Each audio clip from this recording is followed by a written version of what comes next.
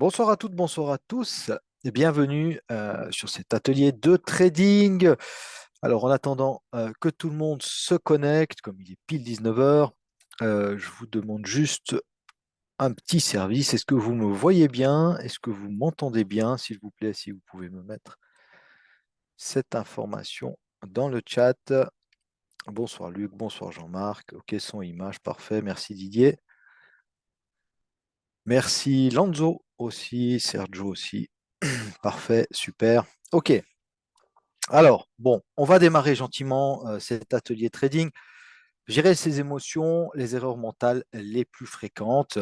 Alors, vous l'avez peut-être remarqué, hein, si vous avez été attentif, on a interverti tout simplement deux ateliers de trading. Voilà, on a un collaborateur qui a eu des obligations professionnelles à remplir. Il n'a donc pas pu être présent ce soir. Donc voilà, on va tout simplement faire ce soir un petit peu de gestion d'émotions, les erreurs mentales les plus fréquentes. Et puis le sujet qui était prévu ce soir, à savoir le heatmap et le footprint, eh bien, vous verrez, il y aura une date qui sera prévue un tout petit peu plus tard. Normalement, ce sera le 16 décembre. Voilà, donc restez quand même. Pourquoi? Parce que c'est pas un sujet technique, évidemment, c'est pas un sujet qui est des plus sexy, mais c'est un des sujets les plus importants. Et très certainement que si vous tradez, ce qui est certainement le cas de la majorité d'entre vous, eh bien, vous allez pouvoir vous reconnaître dans plusieurs de ces erreurs que font les traders, jeunes ou moins jeunes, hein, qu'on fait, nous, les traders, tout simplement. Voilà. C'est une partie qui est hyper importante et qui n'est pas facile à gérer, hein, qui demande quand même plusieurs mois, voire plusieurs années de pratique pour pouvoir gérer. C'est un combat continuel, hein, contre ses émotions. Moi, j'ai souvent l'habitude de dire, peut-être en préambule, que le trading, eh bien, en tout cas sur moi, hein, et je pense sur la plupart des traders également, et c'est ce qu'on essaie de vous transmettre aussi chez Gtrade, eh bien, le trading, c'est quelque chose, c'est une activité, c'est un métier qui vous met un miroir devant vous. Vous ne pouvez pas regarder ailleurs, hein, vous avez vraiment ce miroir en face de vous. Et là, ben voilà, il n'y a plus le choix, il faut se regarder dans les yeux et il faut se dire que finalement, ben, on n'est pas si patient. Finalement, on n'est pas si discipliné que ça, hein. Avant de commencer, on se dit, ouais, ok, pas de problème, on va attendre nos zones, on va être patient, on va être discipliné, on va être méthodique, on va avoir une routine. Eh bien non, hein, finalement, on arrive, on ouvre nos graphes et très souvent, l'envie de trader, l'envie d'être dans le marché, eh bien, ça passe au-dessus de tout. Et puis, on oublie les règles, les propres règles qu'on s'est fixées nous-mêmes, hein, d'accord? Donc voilà. Et quand on commence à se mentir à soi-même, c'est là que ça devient compliqué. Allez, on va rentrer dans le vif du sujet. Donc, l'objectif du webinaire ce soir, c'est quoi? C'est comprendre l'impact des émotions sur le trading, comment ça impacte le trading, identifier les erreurs mentales fréquentes et repérer ses propres biais cognitifs, mettre en place des stratégies de gestion. Les péchés capitaux du trader, eh bien oui, parce que les traders, voilà, la plupart des traders font des erreurs récurrentes en trading et c'est souvent ça, hein, qui met à mal nos trades. L'overtrading, vous avez certainement entendu parler de ça, le FOMO, hein, Fear of Missing Out en anglais, la peur de rater le mouvement, d'accord, un mouvement part juste avant notre zone, mais on n'a pas la discipline, on est impatient, on n'a pas la discipline d'attendre notre zone, alors qu'il suffisait finalement d'attendre, hein, vous le connaissez certainement, pas suffisamment de temps pour analyser le marché également, hein. Ça pousse à l'overtrading parce que voilà, on risque de mal démarrer notre journée ou notre session de trading. Et puis ensuite, eh bien voilà, tout simplement pour se rattraper, on va faire de l'overtrading, hein, tenter de rattraper un trade en scalpant un peu plus lourd, hein, vous le connaissez ça aussi. Voilà, eh bien on est tous dans le même cas. Ce sont des comportements que nous devons essayer vraiment de gérer. Impulsivité, réagir par frustration ou énervement, on vient d'en parler, agir sans plan ni stratégie, c'est important. Et c'est voilà, c'est pour ça que chez Gtrade, ben, on essaye d'avoir tous un plan, une stratégie. On fait une analyse le matin sur le volume profile. C'est super important parce que ça nous permet de cadrer notre marché, hein. La lecture d'un open cash, c'est exactement pareil. Qui a la main? Qui a la main? Est-ce que ce sont les acheteurs ou les vendeurs? Éventuellement, où ces acheteurs et ces vendeurs perdraient la main, d'accord, pour se retrouver toujours dans l'idée d'augmenter nos probabilités de gain et de se retrouver dans le bon sens, tout simplement, avec la tendance. Imprudence, pas de gestion de risque, cupidité, empressement. Alors, on va en parler un tout petit peu. La gestion du risque, eh bien, on ne le répétera jamais assez. Vous êtes en tout premier lieu, et je le répète presque tous les jours, on est en tout premier lieu, nous, traders, nous sommes des gestionnaires de risque, parce que voilà, notre premier outil de travail, c'est notre capital. Et puis, sans capital, pas de trading. D'accord. Oui, on a un ordinateur, oui, on a un desk, oui, on a une place de travail, mais sans capital, pas de trading, c'est précieux, un capital. Et du coup, voilà, on doit gérer notre risque, on doit préserver coûte que coûte ce capital. Cupidité, empressement, ben, la cupidité, voilà, c'est un des péchés capitaux du trader. Pourquoi? Parce qu'on se fixe au début de la journée, on se fixe, je ne sais pas, 200 $ de gain, et on les atteint rapidement et entre guillemets facilement parce que voilà, on est dans le bon mouvement, le marché nous donne rapidement ces 200 $ de gains. Et qu'est-ce qui se passe? Ben, on avait prévu toute la journée pour trader, et puis on se dit, mais finalement 200 $, parce qu'on s'habitue à ces montants-là, donc 200 $, c'est pas grand-chose, donc on va vouloir gagner un petit peu plus. Voilà. Et très souvent, ben, on appelle ça le trade de trop aussi, d'accord? On veut gagner un petit peu plus, allez, je monte à 300, et là, c'est la catastrophe. Orgueil, donc excès de confiance, ego, on va en parler très souvent, notamment pendant cet atelier, mais aussi en formation. L'ego, il faut vraiment le mettre de côté en trading. D'accord? On ne veut pas avoir raison quand on est trader. On ne veut surtout pas avoir raison. Ce qu'on veut, c'est écouter le marché. Ceux qui me connaissent le savent, je parle très souvent du fait que le marché nous raconte une histoire. Nous raconte une histoire, et nous, grâce à nos outils, grâce aux outils qu'on apprend en salle de formation ou qu'on apprend dans notre formation en ligne, eh bien, on essaye ou on apprend à écouter le marché, à regarder, ouais, à écouter plutôt ce qu'il nous dit, c'est-à-dire de comment se placent les gros intervenants pour pouvoir nous placer dans leur sillage. Vouloir battre le marché, on en reparlera aussi, la toute puissance du marché, le marché a toujours raison. D'accord. Même si on est sur une zone d'achat, si le marché la traverse, eh bien, c'est le marché qui a raison. Donc, si le marché a raison et qu'on est contre le marché, ça veut dire quoi? Ça veut dire qu'on a tort. Et du moment qu'on a tort, on doit couper notre perte. D'accord. Ça, c'est super important. Ça va avec le troisième point, ne pas accepter ses pertes. C'est un gros problème. Rappelez-vous, vous pouvez gagner.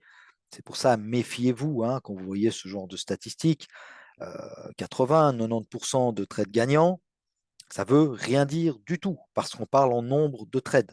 Nous, ce qui va nous intéresser, c'est combien est-ce qu'on gagne quand on gagne et combien est-ce qu'on perd quand on perd. Parce qu'on peut très bien gagner 9 trades même de suite et tout perdre lors de dixième.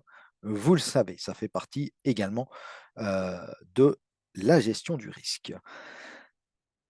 Quelques erreurs encore, la paresse, ne pas faire ses analyses, son plan de trading, trader à l'intuition.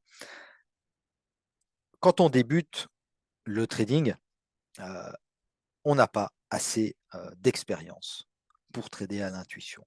On doit se fier à nos outils, on doit avoir confiance à nos outils, on doit avoir confiance dans notre plan de trading.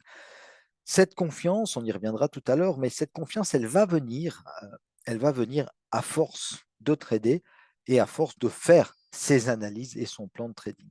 Bien sûr qu'au début, quand on débute dans le trading, eh bien, c'est plus facile quand le coach vous montre les zones d'achat, les zones de vente, vous fait une analyse de marché, mais petit à petit, en s'entraînant, c'est comme pour tous les métiers du monde, un boulanger, voilà, plus il fait de pain, meilleur son pain sera.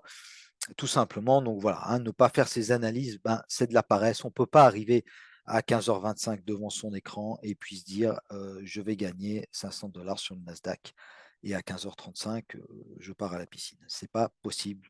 Il y a un minimum de travail à faire. Envie de se comparer aux autres traders, passer de signaux en signaux.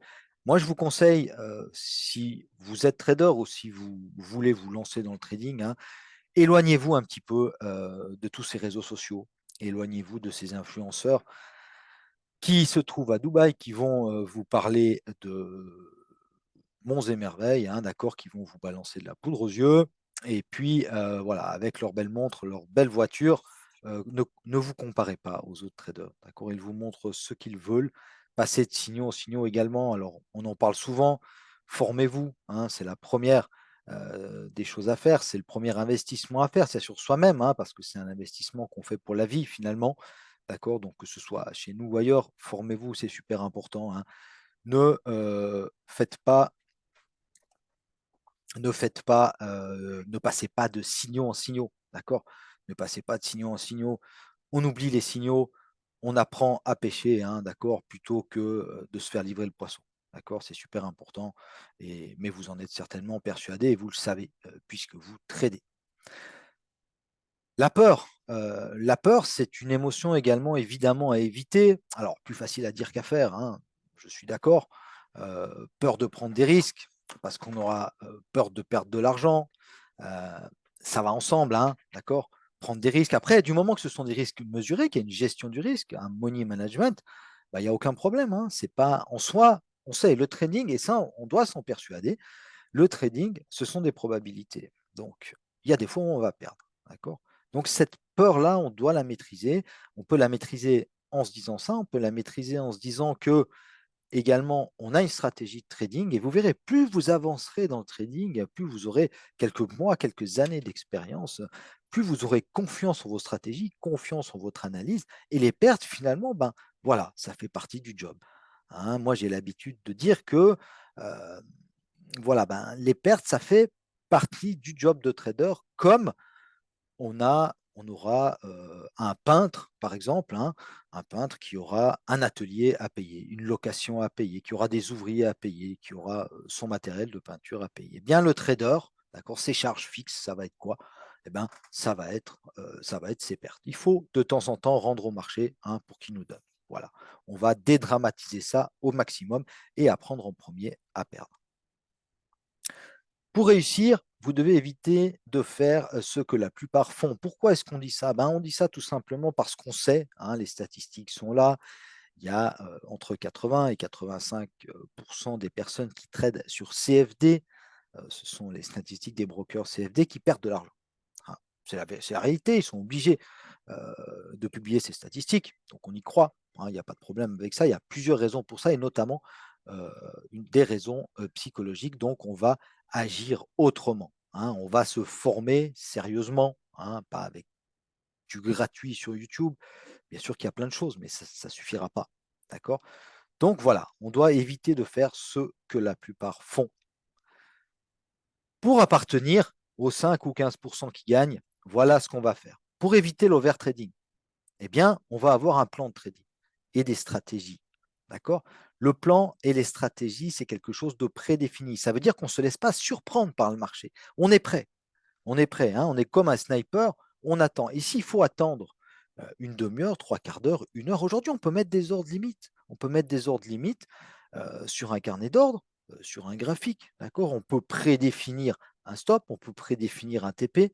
Donc, il n'y a aucun problème, on n'a pas besoin de passer toute la journée devant l'écran. Par contre, l'analyse, il faut prendre la peine de la faire. Et avoir également des horaires de trading, hein. C'est important, ça c'est personnel à chacun. Il y a des marchés qui vont plus convenir à certains moments qu'à d'autres moments, hein, pour telle ou telle personne. Mais ça, c'est quelque chose aussi à définir et à s'y tenir. Si vous remarquez au bout de quelques semaines ou quelques mois de trading que systématiquement, le matin, vous perdez de l'argent et que vous remontez vos pertes une fois que le cash est ouvert, hein, après 16h, 16h30, mais arrêtez de trader le matin. Il n'y a pas besoin d'insister, faites autre chose le matin. C'est aussi ça qui est génial en trading, c'est qu'on a cette liberté-là, hein. On n'est pas payé à l'heure derrière son ordinateur. D'accord? Donc voilà. Ce sont des petits trucs qui vont certainement vous aider à être meilleur. Impulsivité, donc contrôler ses émotions, diminuer les effets, c'est toujours le plan de trading qui va nous aider, hein, à faire ça. Pour l'imprudence, on aborde le trading comme un business, hein, ce n'est pas du gambling, on n'est pas en train de gambler, on n'est pas au casino. Okay, on n'est pas au casino. Moi, je vous invite à ne pas trader sur vos téléphones. Parce que là, sur le téléphone, le gros problème qu'il y a, c'est qu'on n'a pas tous ces outils de volume. On n'a pas la plupart du temps de carnet d'ordre, même si certaines applications permettent d'y avoir accès, mais on n'a pas de volume profile, on n'a pas cette eagle view, hein, cette vue générale du marché, d'accord, cette compréhension de marché. Essayez de pas, je fais une petite parenthèse, mais essayez de ne pas trader des lignes, d'accord? On ne traite pas des lignes, on traite des zones, on traite une logique de marché. C'est ça qu'on vous apprend chez GTrade. Et c'est ça qui est important à retenir, d'accord? Donc voilà, on aborde le trading comme un business, gestion de son money management, les pertes. Bien sûr que ça ne fait pas plaisir. Bien sûr que on n'est pas des robots, ça va nous impacter un petit peu. Mais au fur et à mesure, ça va de moins en moins nous impacter. Et moins on prend de risques, moins ça va nous impacter. Hein. On a l'habitude, on dit OK, bon, bah, voilà, aujourd'hui, journée un peu plus compliquée. Demain, il fait jour, demain, la bourse est ouverte. Et puis, bah, il y aura de nouvelles opportunités. L'orgueil, accepter ses pertes, on parlait de l'ego tout à l'heure. Hein. Accepter vos pertes, ça ne sert à rien. Bien sûr que de moyenner, ça peut, on peut s'en sortir en moyennant, hein, ça arrive. Le problème, c'est que même si vous en sortez 8 fois sur 10, eh bien, la neuvième fois, votre compte, il va en pâtir violemment. D'accord. Donc, on accepte ses pertes et on accepte surtout que le marché ait toujours raison. Juste, on fait juste une toute petite pause là sur accepter ses pertes. Je vous ai parlé de Moyen Âge. J'aimerais juste vous parler d'une petite chose. Je vais vous faire un petit dessin. Euh, on a une zone d'achat. La différence entre moyenner et travailler son prix d'entrée, c'est très très différent. Hein. Ok. Donc, on a une zone d'achat. Donc, on a fait notre analyse. On a un plan de trading. On a une zone d'achat. On a été patient. D'accord. Et le prix arrive gentiment dans notre zone. Donc, nous, on a ici hop, un lot à l'achat, donc plus 1. Et puis, ben, le prix, il arrive sur notre entrée, gentiment, d'accord, ok, et il nous déclenche. Et on se fait complètement traverser, d'accord. On n'a pas de stop, et le prix chute. X ou Y raison, c'est pas bien grave. Et qu'est-ce qu'on fait là? Eh ben, hop, on remet vite un lot pour avoir un prix moyen ici et espérer, on passe en mode espoir, on espère que le prix remontera pour s'en sortir à zéro. Ça, c'est du Moyen Âge. On se raccroche aux branches. On est en train de tomber et on essaye de se raccrocher aux branches. La différence avec travailler son prix d'entrée, c'est que quand on travaille son prix d'entrée, on a un plan de trading. On en revient toujours là, mais c'est hyper important. Donc, on a un plan de trading. Donc, je vais refaire ma zone d'achat, je vais la faire en vert. OK. On a ici, euh, hop, ah mince, c'est tout effacé. Excusez-moi. Hop, on recommence, c'est vite fait. On a une zone d'achat. D'accord. Et à l'avance, donc avant que le prix atteigne notre zone d'achat, on a un plan. D'accord. Qu'il soit mental, qu'il soit écrit, mais on a un plan. Donc on se dit, OK, les probabilités sont dans notre sens, excusez-moi, pour un rebond.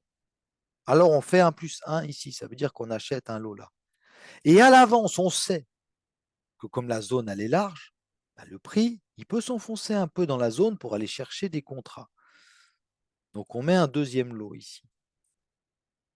Mais par contre, on a décidé à l'avance d'un stop, disons ici. Donc ce sera un -2 pour de l'eau à la vente. D'accord. Ça, c'est travailler son prix unitaire d'entrée parce qu'on se dit, OK, si le prix vient chercher mon lot et repart, je suis dans le marché avec un seul lot. Voilà. Mais si le prix vient un peu plus bas, eh ben, j'aurai un meilleur prix d'entrée qui sera là. D'accord. Et j'aurai travaillé ma zone. D'accord. Ça, c'est du trading. Ce n'est pas du Moyen-Âge. D'accord. On travaille son prix d'entrée. Voilà. C'était juste une petite aparté pour ça. OK, orgueil, accepter ses pertes, accepter que le marché ait toujours raison. On en a parlé. Paresse, donc créer des routines, des habitudes, c'est important. On dit souvent que les gens qui réussissent le mieux en trading, ce sont les sportifs d'élite. Pourquoi? Parce que ils sont disciplinés, hein, mais ils sont disciplinés pourquoi? Parce qu'à toujours à la même heure, ils vont s'entraîner. Parce que ils suivent un régime qui est strict. Alors, je ne dis pas que vous devez suivre un régime strict, mais vous devez être en forme pour trader. D'accord. Vous devez avoir des habitudes. On doit commencer. Ici, par exemple, chez GTrade, qu'est-ce qu'on fait? Bah, tous les matins, on va regarder le volume profile. C'est la première chose qu'on fait. On regarde le volume profile, on analyse. OK, qu'est-ce qui s'est passé le mois dernier? Une fois par mois. Qu'est-ce qui s'est passé la semaine dernière? Une fois par semaine. Tous les lundis, ce matin, on l'a fait. Qu'est-ce qui s'est passé hier? Donc, du coup, vendredi, si on trade lundi, on fait toujours pareil. D'accord? Et au fur et à mesure, ben, on prend confiance dans ces analyses parce qu'on voit que, OK, ça marche 3 jours, 4 jours, 5 jours sur 5 des fois. D'accord? Ça fonctionne. Ce sont des habitudes qui fonctionnent. Et aimer le trading. Le trading, c'est un métier de passion, comme beaucoup de métiers. Hein. Comme beaucoup de métiers, pour reprendre l'exemple du boulanger, eh bien voilà, un boulanger, il sera bien meilleur, il fera du bien meilleur pain s'il aime faire du pain que s'il fait ça juste pour gagner de l'argent. Bah, le trading, c'est pareil. Bien sûr qu'on est là pour gagner de l'argent, mais aimez trader. Passionnez-vous pour ce que vous faites. Euh, Suivre sa propre voie, son propre rythme, hein, comparez-vous pas aux autres. Comparez-vous pas aux autres. Il y a des gens qui y arrivent plus vite, il y a des gens qui ont besoin d'un peu plus de temps. Mais on arrivera tous du moment qu'on a envie, du moment qu'on travaille, eh bien, qu'on suit sa propre voie, son propre rythme, on arrivera tous au bout. Personne ne détient de recette magique. Hein, voilà. Une période un petit peu plus difficile, essayez pas d'aller chercher des indicateurs magiques. Essayez pas de, voilà, hein, la stratégie qui fonctionne à tous les coups, ça n'existe pas. Et puis la peur, elle s'en va comment? La peur, elle s'en va en pratiquant, en continuant à se former. La connaissance diminue la peur. Et puis toujours pareil, hein, en gérant son risque. Donc encaisser une perte, encaisser une perte, c'est pas forcément facile, hein, à accepter ses pertes. C'est l'exercice le plus difficile, mais c'est aussi le plus important. En trading, c'est pour ça qu'on commence par là.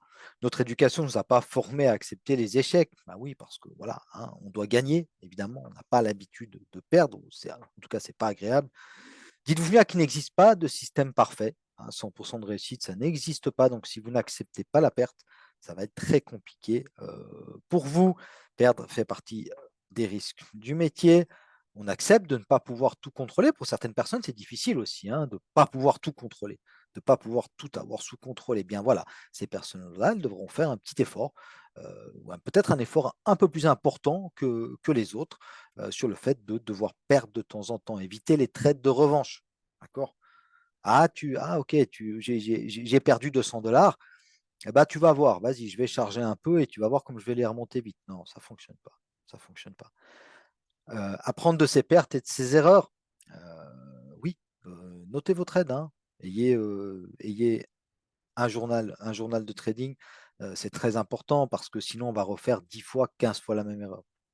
Ne pas laisser une perte définir votre personne. Hein, ce n'est pas parce que vous perdez 2 trades de suite que vous n'arriverez jamais en trading. Un peu de résilience. D'accord. C'est important aussi. Hein. Si on veut quelque chose et qu'on se donne les moyens, on y arrive. Hein, on y arrive, mais des fois, il faut persévérer. Beaucoup de grands traders ont d'abord perdu beaucoup d'argent avant de réussir. Allez le lire, c'est inspirant aussi. Hein. Il y a beaucoup de grands traders. Vous trouvez ces histoires sur le net.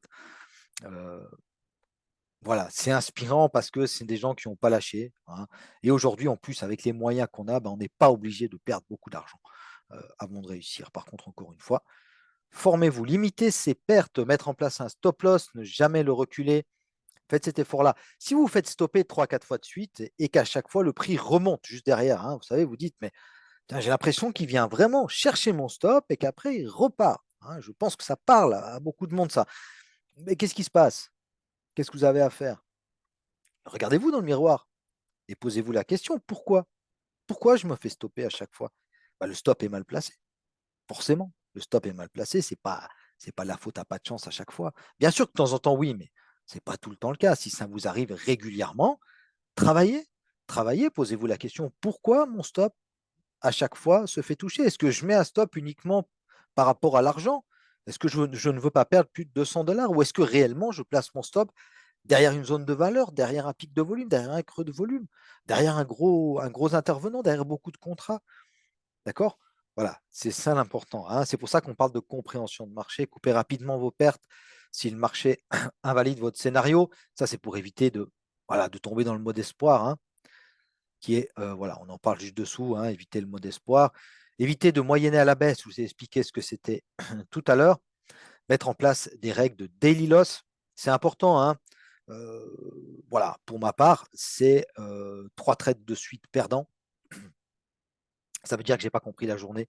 Ça veut dire que je n'ai pas compris le marché, il vaut mieux arrêter. Ok. Mais vous pouvez très bien avoir un daily loss, un certain montant. Laissez-vous quand même 2-3 chances. D'accord. Il ne faut pas vous dire Voilà, moi, si je perds 200 $, j'arrête ma journée et puis votre premier stop, il est à 200 $ parce que là, il va y avoir de la frustration et ça va être compliqué à gérer. Limitez vos ambitions et vos risques, soyez raisonnables, hein. Voilà, petit gain, petit risque, vous le savez, on en parle souvent. Limitez surtout, surtout, surtout vos risques, hein. Vous savez, il y a des gens qui ont, j'en connais, qui ont 40 ou 45% de taux de réussite. Ça veut dire quand même qu'ils perdent 6 trades sur 10, hein. Eh ben, ils sont largement rentables. Pourquoi? Parce qu'ils prennent des petites pertes. Et par contre, après, ils laissent courir leur gain. Impossibilité de supprimer toutes les émotions. Voilà, on ne peut pas trader comme un robot, hein. C'est pas possible. Bien sûr qu'idéalement, bah, c'est ce qu'il faudrait faire. Mais Dieu merci, nous sommes des humains, donc on a des émotions. Il faut faire avec, hein, il faut faire avec. C'est une qualité, hein, d'avoir des émotions, il faut faire avec. On arrive à les gérer, ça prend plus ou moins de temps. Apprendre à se connaître, je vous parlais du miroir, savoir repérer l'arrivée du démon. Très souvent, vous qui tradez, vous le savez, euh, voilà, l'arrivée du on le sent, hein, on le sent, le trade qu'on va prendre, qui est dangereux, mais qu'on va quand même prendre. Et souvent, c'est un trade de revanche d'ailleurs, souvent, c'est un trade pour atteindre un objectif qu'on n'a pas besoin d'atteindre. Euh, voilà, c'est ce genre de trade-là. Et on le sent, hein, soyez honnête, écoutez-vous, écoutez-vous, vous le sentez, ça. Trouver des méthodes pour atténuer leurs effets, ça peut être n'importe quoi, hein. Ça peut être du moment que vous avez atteint soit votre stop journalier, soit votre profit journalier, votre profit target. Vous allez faire du sport, vous allez vous promener, vous lisez, vous allez essayer de développer votre plateforme, vous allez vous renseigner sur le trading, etc. etc. Donc voilà, là, l'idée, c'est vraiment d'arriver à un état de zénitude dans son trading, pas sans émotion, mais être bien, hein, être dans un. Voilà, c'est pas une souffrance le trading et ça ne doit pas être une souffrance. Si c'est une souffrance, faites une pause. Faites une pause, hein, voilà, c'est ce qu'on a conseillé, pas que moi, hein, plusieurs personnes, à des traders voilà, qui avaient un petit peu de peine, c'était difficile, ils forçaient un petit peu leur trading. Eh bien, pour arriver dans cet état de zénitude, on fait une pause, d'accord? On s'éloigne un peu des écrans, ça peut être quelques jours, ça peut être quelques semaines, et puis ensuite on revient, l'esprit neuf, le regard neuf, et tout se passe au mieux. Le capital confiance, c'est important, hein, il faut croire en soi. Donc, comment faire, hein, pour augmenter ce capital confiance? On va stocker des expériences positives qui permettent d'affronter les périodes difficiles. Quand ça se passe bien, eh bien, tant mieux, c'est bien, on croit en soi, on a une bonne période, notre stratégie fonctionne, ça nous donne confiance dans notre plan et en sa capacité d'adaptation. Vous savez que le trading, c'est un métier d'adaptation, on ne peut pas faire toujours pareil, hein, parce que les marchés changent. Voilà, les marchés américains ne sont pas pareils aujourd'hui qu'avec Donald Trump, que quand c'était Joe Biden au pouvoir. Non, ce n'est pas les mêmes. Ce pas les mêmes marchés. La macro, ce n'est pas la même. La géopolitique, ce n'est pas la même non plus. On doit s'adapter à tout ça. La confiance croît de façon linéaire, mais chute de façon exponentielle. Voilà. Vous êtes trader, vous êtes certainement d'excellents traders, vous avez de très bons outils, ça c'est sûr et certain, du moment que vous analysez les volumes. Donc, il n'y a aucune raison que vous ne réussissiez pas. Accumuler les réussites et les enseignements tirés des échecs, enregistrer et suivre vos statistiques de performance. On parlait de journal de trading. Cultiver la patience. Je sais que ce n'est pas toujours facile, mais quand vous sentez, quand vous dites, OK, j'ai pas trop le temps, mais je vais vite ouvrir pendant 10 minutes là, ma plateforme de trading, comme ça je fais vite mes 200 $ et non, faites-le pas, faites-le pas, faites-le pas, ça va pas vous amener du bien, ça va pas vous amener de bons trades et ça va surtout vous amener de mauvaises habitudes. Travailler constamment sur l'adaptation et l'optimisation de son plan. Ben oui, parce que c'est ça aussi qui est génial dans le trading, c'est que on apprend tout le temps et on apprend tous les jours et on n'a jamais fini d'apprendre. Hein, on en revient à la passion du trading. Du moment qu'on est passionné, on a envie d'avancer, on a envie d'apprendre et on a envie de partager. Hein, c'est ce qu'on fait, nous, ici, tous les jours dans nos salles des marchés. Et c'est pour ça euh, que c'est tellement bien d'être en salle des marchés et que ça augmente les performances parce que non seulement on prend d'expérience, mais en plus, on avance, on se tire en avant. Hein, on se tire en avant tous. Quand quelqu'un trouve quelque chose, que ce soit un indicateur, que ce soit, je ne sais pas, quelque chose par rapport au volume, des indicateurs de volume, hein, je parle toujours, eh bien, on se le dit, on se le partage et on se tire tous en avant. Et ça, c'est super intéressant. Maintenir la foi en soi et en ses compétences, partager avec ses compagnons de route. Voilà, je crois qu'on a à peu près tout dit là-dessus. Trader dans de bonnes conditions, donc voilà, divers conseils pour terminer. Je vois que je m'étale un tout petit peu, mais divers conseils. Donc, pour trader dans de bonnes conditions, négligez pas votre forme physique. Alors, ça peut sembler peut-être un peu, ouais, on va pas courir un marathon. Eh ben, si, quand même. Parce que vaut mieux avoir bien dormi, vaut mieux ne pas être malade, parce que ça va avoir un impact, hein, sur vos émotions. C'est surtout ça, hein, sur le côté psychologique. Environnement de travail professionnel, donc une chaise confortable, un ordinateur performant, écran de qualité. Pourquoi? Bah, écran de qualité, histoire de ne pas trop avoir mal à la tête après une heure que vous êtes devant les écrans. Ordinateur performant, si à chaque fois que vous mettez un trade, vous avez peur que votre ordinateur parte en mise à jour, se bloque, ou voilà, bah, c'est stressant, ça augmente votre stress, hein, et des émotions négatives. Voilà, il faut vraiment un environnement confortable. Concentration et focus, voilà, vous travaillez, hein, du moment que vous êtes trader, même si on fait ça pour un revenu à côté, hein, un petit revenu annexe, eh bien, on a besoin d'être concentré, d'être focus sur ce qu'on fait, surveiller sa fatigue physique et mentale. Limitez vos interventions, il n'y a pas besoin de. Vous n'êtes pas des robots, hein, on n'est pas. Il y a le high frequency trading, hein, c'est pas ce qu'on fait, d'accord. Il ne faut pas essayer de faire ça. On se spécialise sur quelques valeurs et quelques stratégies. Moi, je connais beaucoup de traders qui ont qu'un seul marché. Ils vivent de ça. Ils n'ont qu'un seul marché, d'accord, qui leur convient. Il n'y a pas besoin de plus. Choisir ses heures d'intervention, on en a déjà parlé. S'accorder des moments de pause, c'est super important, d'accord, que ce soit après une perte ou que ce soit aussi après un gain. Après un gain, il y a un peu d'euphorie, hein, surtout si c'est un joli gain. On est fier de nous, on est fier de notre trade. Il y a ce sentiment d'invincibilité qui va venir, hein, d'accord. On dit, vas-y, j'en reprends juste un, comme ça j'arrondis. Non, on fait une petite pause. On va marcher un peu, on va boire un café, on va partager avec d'autres traders. Dans le doute, abstiens-toi. Si vous sentez que voilà, journée un peu difficile, ça bouge pas trop, le marché rip, hein, comme on dit, un peu comme aujourd'hui, hein, j'ai le marché sous mes yeux là sur ma gauche, je vois que voilà, ça rip un petit peu à la baisse. C'est pas forcément facile à trader ce genre de marché. Donc, si ça vous convient pas, ben, on ne trade pas, tout simplement, et savoir s'arrêter, hein. C'est pour ça que se fixer des objectifs, c'est important. Respecter la toute-puissance du marché, on en a parlé, le marché c'est un océan et le trader, le marin qui navigue sur lui. Rappelez-vous, on doit suivre les gros paquebots. Ok, ils laissent des traces sur le marché, ils font des vagues. D'accord. Donc on ne se met pas en face, on va se faire écraser. Accepter l'incertitude et la toute-puissance du marché, le marché a toujours raison, hein. Ça, on peut faire ce qu'on veut, le marché, il a raison. Et si vous ne l'acceptez pas, vous allez avoir beaucoup de peine à durer sur la longueur. Ne pas essayer de prédire, mais rester à l'écoute du marché.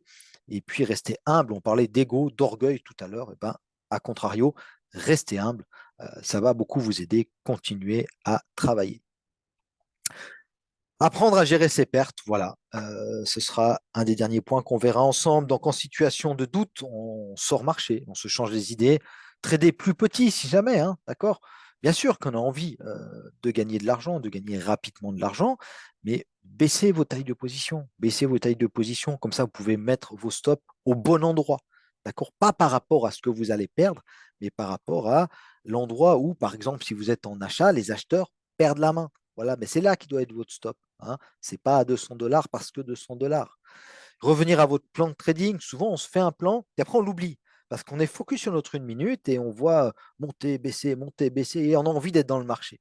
Donc on oublie un peu le plan, on le met de côté. Non, revenez à votre plan. Au début, écrivez-le, votre plan. D'accord? Écrivez-le sur papier. Souvent, ça aide. Discuter avec un collègue ou un coach, faire un break dans le training, on en a parlé tout à l'heure, prendre du recul, c'est important aussi. Tirer des leçons de vos échecs, hein, revoir vos réussites. Souvent, on dit revoyez vos traits perdants, mais revoyez aussi vos traits gagnants. Votre cerveau, il doit apprendre. Vous devez lui apprendre à ne plus faire d'erreurs, mais vous devez aussi lui apprendre à répéter les bons trades. D'accord? Et demain est un autre jour, hein, voilà, on en parlait tout à l'heure. On a la bourse est ouverte, hein, d'accord, 5 jours sur 7, de nombreux jours par année, je ne sais pas exactement combien, mais bien assez pour trader et pour être performant sur les marchés financiers.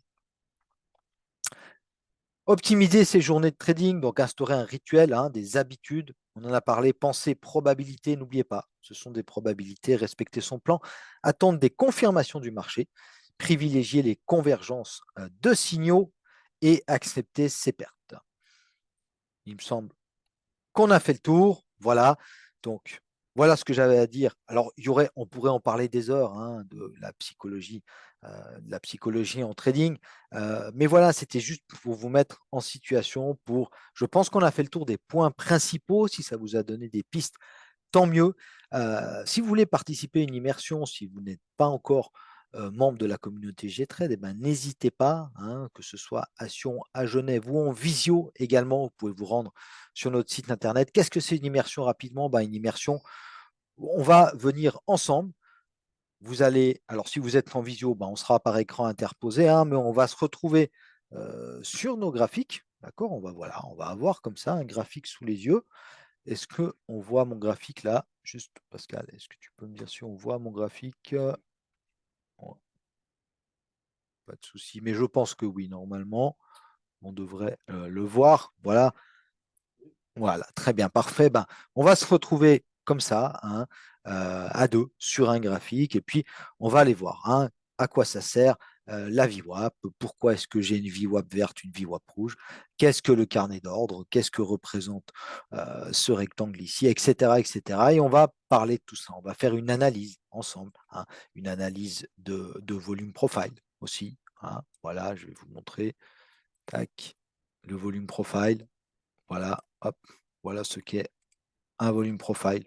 D'accord. Alors, si ça vous intéresse, si vous voulez en parler, si vous ne connaissez pas ces outils, même si vous les connaissez hein, et que vous voulez tout simplement en parler, vous voulez qu'on passe un petit moment ensemble, eh bien, que ce soit en visio ou que ce soit en présentiel, hein, n'hésitez pas. Je vais vous remettre le slide. Hop, on va enlever ça et on va remettre le slide. Il y a le QR code. Et puis sinon, bah, vous vous rendez sur swissgtrade.com et puis vous vous inscrivez pour une immersion. Alors, je n'ai pas sous les yeux le chat. Comment je vais le retrouver? Je vais aller ici. Tac, chat. Alors, il est où ce machin? Je ne le trouve pas. Quels outils fondamentaux permettent d'optimiser ces points d'entrée sur les marchés? Alors, rapidement, c'était pour Michael. Alors, Michael, les outils que nous utilisons, donc ce sont des outils de volume. Hein, je vais faire assez court, mais pour vous expliquer, Michael, voilà. On a un volume profile, ok. À quoi ça va nous servir? Alors déjà, euh, ce dont il faut être persuadé, c'est que ce sont les volumes et rien d'autre qui font bouger les marchés. Qu'est-ce que j'entends par là? On fait du trading, le trading en français, c'est du commerce, d'accord? Commerce, c'est l'offre et la demande. C'est ça qui fait bouger les prix. Donc, les institutionnels, les grosses mains du marché, comme on a tendance à les appeler, c'est eux qui sont fortement capitalisés, c'est eux qui nous permettent, enfin, qui permettent au marché, qui créent ces mouvements, qui créent ces vagues sur l'océan du marché, pour reprendre l'image de tout à l'heure. Eh bien, cet outil-là nous permet de voir quel volume et quel prix intéresse les gros intervenants sur les marchés. C'est du daily. Voilà le volume actuel du jour de la session cash. D'accord. Ça, c'est le volume de vendredi, celui de jeudi, etc. Et puis, on apprend à analyser ces outils-là, ce qui augmente nos probabilités de gain. Ensuite, on a, voilà, je vais vous montrer encore ici, on a un carnet d'ordre. D'accord. Alors là, on est sur le Nasdaq. Le Nasdaq qui cote actuellement à 24 821. Voilà. Et puis ici, eh bien, nous avons les ordres limites en attente. Ça veut dire quoi? Ça veut dire que c'est la depth of market, pardon, la profondeur de marché. La profondeur de marché, bah, ça nous permet de voir les ordres qui sont présents en attente un peu plus bas sur le carnet, donc qui attendent le prix pour l'acheter, ou un peu plus haut, qui attendent le prix pour le vendre. Tout simplement, ce sont des outils qu'on peut avoir parce qu'on est sur un marché futur. Un marché futur, c'est un marché centralisé. Vous voyez qu'ici, c'est marqué CME. CME, c'est Chicago Mercantile Exchange, donc c'est la bourse de Chicago. On a donc un fournisseur de flux qui nous fournit ces informations. C'est quoi l'avantage? C'est que bien le trader qui trade aujourd'hui, maintenant, actuellement, à Chicago, celui qui trade à Zurich et celui qui trade à Londres, qui sont en train de trader le Nasdaq, eh bien, ils ont exactement les mêmes informations que moi qui suis à Sion. Voilà. D'accord? Donc, ce sont les deux principaux outils, hein. On a encore ici, vous voyez, sûrement une minute. Alors là, voilà. J'ai des outils de volume, hein, d'accord? Quasiment tous les outils que j'ai là, ce sont des outils de volume. Alors, j'ai deux oscillateurs en dessous, ok? J'ai également le cumulative volume delta, c'est le volume de la journée, ce qu'il est positif, négatif. Voilà. Ce sont ce genre d'outils-là que nous utilisons, nous, chez Gtrade. J'ai encore un indicateur ici qui m'indique les absorptions acheteuses et vendeuses. Voilà. C'est vraiment ce genre d'outil-là avec le volume. Hein, même, vous voyez, si je zoome ici, hop, sur les bougies, eh bien, on a le volume qui se dessine à l'intérieur des bougies. Hein. Et c'est ça le gros avantage. Les bougies, c'est quoi? Les bougies, c'est du temps et c'est du prix. Il nous manque l'essentiel. Et l'essentiel, c'est le volume. D'accord? C'est pour ça qu'on est vraiment focus, nous, sur le volume. Voilà, Michael, j'espère avoir répondu à ta question. Alors, j'ai juste demandé à Pascal s'il reste des questions ou moi, je sais pas. C'est tout bon?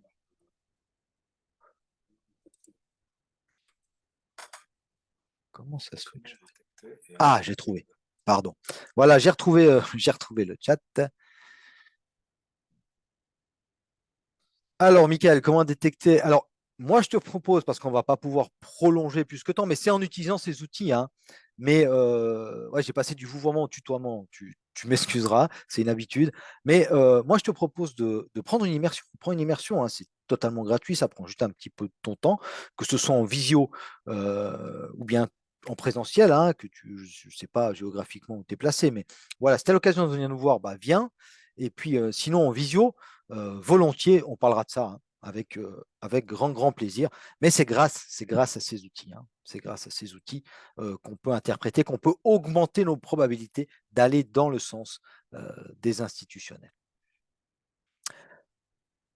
Voilà, Michael. Alors, Michael, juste au-dessus, hein, je vois que Pascal a mis le lien pour s'inscrire aux immersions.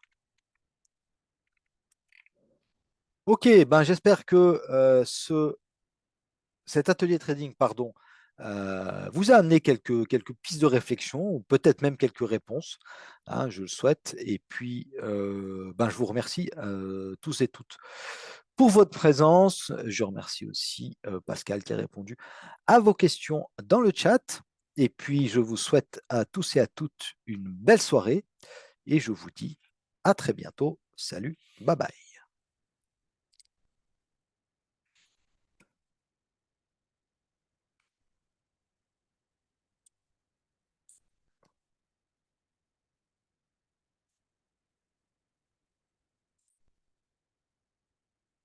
Je peux couper.